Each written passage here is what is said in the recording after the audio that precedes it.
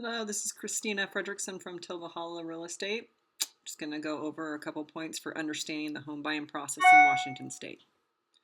Buying a home in Washington State is a rewarding journey, but the process can be overwhelming without proper guidance or the right agent.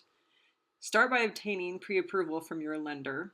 If you don't have a lender, you can call an agent, and most agents have lenders. There's a lender that you can utilize on our page through our trusted partner. She's really great. So if you want to start with her, there's actually a link that says start the pre-approval process. So we got you covered there.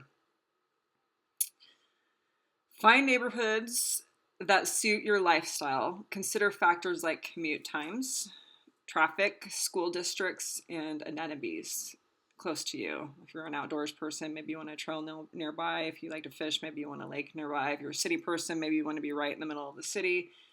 You can do this by working with a real estate broker.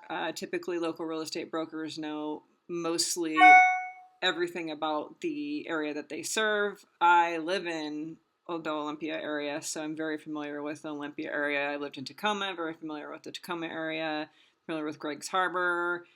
So very familiar with all those different places and school districts, commute times, and other amenities.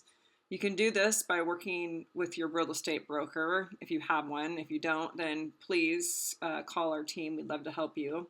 Our team is happy to help you navigate and understand the home buying process in any ways. Once you find a home, your agent, hopefully us, will write a purchase and sales agreement and submit it to the seller for review. Most of the time it takes about a day or two for the seller to review it, just depending on the seller's schedule. It is common practice in the purchase and sales agreement to offer $3,000 to $5,000 in earnest money, which is similar to a good faith deposit, right? It makes you look serious. It looks serious to the sellers. Without that, the sellers are not likely to accept an offer. And that deposit basically will be returned to your purchase price, or however you want to write in the contract, once all contingencies are met and the property is closed on. After the contract is signed by both parties, the buyer and seller, then you will be under contract. So that's what we call under contract. So at that point, you're under the contract obligations. So if you have an inspection that's due within 5 days, an inspection needs to be conducted. If you are borrowing money, not paying cash, then your finance needs to be approved for the loan by a specific date that's listed in the contract. Your agent will help you navigate the process, obviously from this point, to just give you the timelines of the important dates.